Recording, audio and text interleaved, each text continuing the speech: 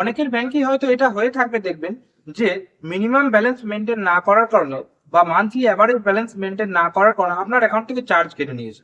মনে করুন আপনার অ্যাকাউন্টে ছিল 2,000 টাকা, 2 মাস পরে টাকা তুলতে গেলেন, দেখছেন 2,000 টাকাটা কমে 1,800 টাকা হয়ে গেল। আপনি অবাক হয়ে যাচ্ছেন যে টাকাটা আপনি তোলেন নিয়ে, আপনার টাকা চুরিও হয়নি, তাহলে টাকাটা গেল কোথায়?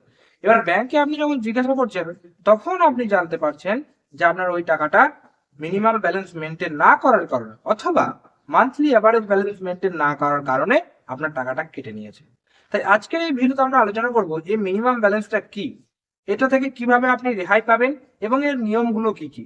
আজকের ভিডিওটি খুবই গুরুত্বপূর্ণ আপনাদের জন্য, কারণ কষ্টের উপার্জিত টাকা যদি ব্যাংক থেকে কেটে নেয় সেটা খুবই গায়ে লাগবে। তাই এই বিষয়গুলো আপনাদের এই বিষয়গুলো সম্বন্ধে আপনাদের অবগত থাকাটা খুবই জরুরি। তাই প্রথমে আমি রেখেছি দেখবেন পয়েন্ট, যে মিনিমাম ব্যালেন্স আসলে কি। এমএমবি, মান্থলি মিনিমাম ব্যালেন্স, বা অনেকে এমএবি বলে, মান্থলি অ্যাভারেজ ব্যালেন্স, এই জিনিসটা আসলে কি। যখন আপনারা ব্যাংকে অ্যাকাউন্ট খুলতে যান, যে কোনো ব্যাংকে সেভিংস অ্যাকাউন্ট যখন খুলতে যান, আমি জিরো ব্যালেন্সটাকে বাদ দিচ্ছি, ওই এই ক্যাটাগরির মধ্যে আমি জিরো ব্যালেন্সটাকে রাখছি না, কারণ জিরো ব্যালেন্স আপনার 0 টাকা থাকলেও কোনো অসুবিধা নেই। যে কোনো সেভিংস অ্যাকাউন্ট খুলতে যান, সেখানে দেখবেন ব্যাংক আপনাকে বলে দেয় মাসে কিন্তু 2,000 টাকা ফেলে রাখতে হবে, নইলে আপনার অ্যাকাউন্ট থেকে চার্জ কেটে নেবে। অনেক ব্যাংক অনেক রকম বলে, কেউ বলে 5,000 টাকা, কেউ বলে 500 টাকা, এইরকম বিভিন্ন ব্যাংকের বিভিন্ন রকম একটা লিমিট থাকে। তো এই যে মিনিমাম টাকাটা ফেলে রাখতে হবে আপনার অ্যাকাউন্টে মাসা ধরুন, এইটাই হচ্ছে মিনিমাম ব্যালেন্স বা অ্যাভারেজ মান্থলি অ্যাভারেজ ব্যালেন্স। এই টাকাটা আপনাকে ফেলে রাখতে হবে অ্যাকাউন্টে, তাহলে কিন্তু আপনার অ্যাকাউন্টে কোনো রকম চার্জেস কাটবে না। 2 নম্বর হচ্ছে ব্যাংক কেন এই টাকাটা কাটে, অর্থাৎ এই যে আপনার এমএমবি বা এমএবি যদি মেনটেন না করেন, আপনার ব্যাংক কেন চার্জ কেটে নেয়। ব্যাংক কি করে, আপনি দেখেন যখনই আপনি ব্যাংকে অ্যাকাউন্ট খুলছেন, ব্যাংক আপনাকে এই কারণে মিনিমাম ব্যালেন্স রাখতে বলে, যাতে সেই টাকাটা সেই টাকাটা তারা একটু ইনভেস্ট করতে পারে, টাকাটা তারা খাটাতে পারে, সেখান থেকে যে সুদটা পাবে সেই সুদটা দিয়ে ব্যাংক কি করে, আপনার অ্যাকাউন্ট মেনটেনেন্স করে। মানে কিরকম, আপনি যে সার্ভিসগুলো পাচ্ছেন ব্যাংক থেকে, হতে পারে এটিএম সার্ভিস, আপনার স্টেটমেন্ট সার্ভিস, অর্থাৎ ব্যাংকের যাবতীয় সার্ভিস, চেক বই সার্ভিস, সমস্ত সার্ভিস, এই সার্ভিসগুলো তো ব্যাংক ফ্রিতে আপনাকে দিতে পারে না। তার জন্য ব্যাংকের কর্মচারী লাগবে, অনেক কিছু লাগবে। তার জন্য ব্যাংকের তো ইনকাম হওয়াটা জরুরি, না হলে ব্যাংক কি করে আপনাকে সার্ভিস দেবে। সেই জন্য ব্যাংক বলে যে আপনারা আমাদের অ্যাকাউন্টে মিনিমাম একটা টাকা ফেলে রাখুন, যে টাকাটা আমরা খাটিয়ে সেই যে সুদটা হবে সেটা আমরা নিয়ে আপনাদেরকেই সার্ভিস যাতে ঠিকঠাক ভাবে দেওয়া যায় তার জন্য খরচা করবো। ওই কারণে আপনার ব্যাংক কিন্তু রাখতে পারে। এবার যখন আপনি রাখেন না, একটা উদাহরণ দিয়ে বলি, মনে করুন আপনার অ্যাকাউন্টে মাসে 5,000 টাকা লিমিট আছে, মিনিমাম 5,000 টাকা ফেলে রাখতে হবে। এবার দেখা গেল আপনি মাসে 20 দিন পর্যন্ত 5,000 টাকা ফেলে রাখলেন, বাকি 10 দিন আপনি টাকা তুলে নেন, 2,000 টাকা করে আপনার অ্যাকাউন্টে পড়ে রয়েছে, কিন্তু আপনার মিনিমাম ব্যালেন্স রাখা উচিত 5,000 টাকা করে। তখন মাসের শেষে যখন দেখবেন আপনার গড়ে মান্থলি ক্যালকুলেট যখন করবে, দেখবে আপনার মেনটেন হয়নি, তখন একটা চার্জ তারা কিন্তু কেটে নেবে। এই কারণেই ব্যাংক সচরাচর চার্জগুলো কাটে যখন আপনি মিনিমাম ব্যালেন্স মেনটেন করতে পারেন না। এবার চার্জ কত টাকা হতে পারে, এইটা একটা বড় প্রশ্ন, যে ব্যাংক কত টাকা করে চার্জ কাটবে। প্রত্যেকটা ব্যাংকের চার্জ আলাদা আলাদা রকম। আপনি যদি সরকারি ব্যাংকে করেন সেক্ষেত্রে চার্জ আলাদা রকম, আপনি যদি কোনো বেসরকারি ব্যাংকে অ্যাকাউন্ট থাকে সেক্ষেত্রে চার্জ আলাদা রকম। হতে পারে 5 টাকা থেকে 20 টাকার মধ্যে সরকারি ব্যাংকে, তার সাথে জিএসটি। এটা একটু আপনার ব্যাংকে কত সেটা আপনাকে কিন্তু গিয়ে খোঁজ নিতে হবে। এছাড়া যদি বলেন যে আমি বলে দেবো আপনাদেরকে অন্য কোনো ভিডিওর মাধ্যমে, কমেন্টে জানাবেন, আমি অবশ্যই আপনাদেরকে কিন্তু বলে দেব। এবার চলে আসি যে মাইনাস ব্যালেন্স।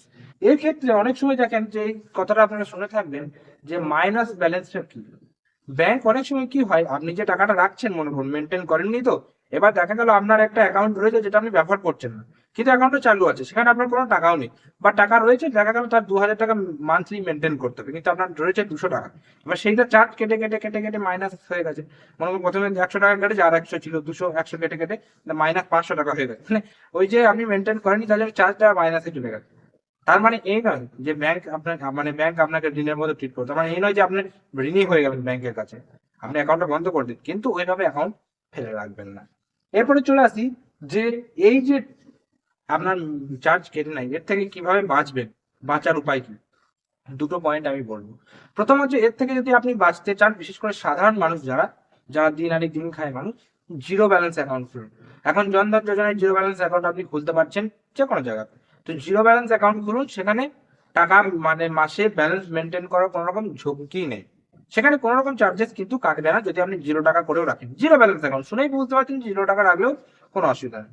আরেকটা যেটা আমি বলবো, যে যে ব্যাংকগুলো আপনাদের চালু রয়েছে কিন্তু আপনারা ব্যবহার করেন না, সেগুলো অতি অবশ্যই বন্ধ করে দেবেন, মানে ক্লোজ করে দেবেন। কেন?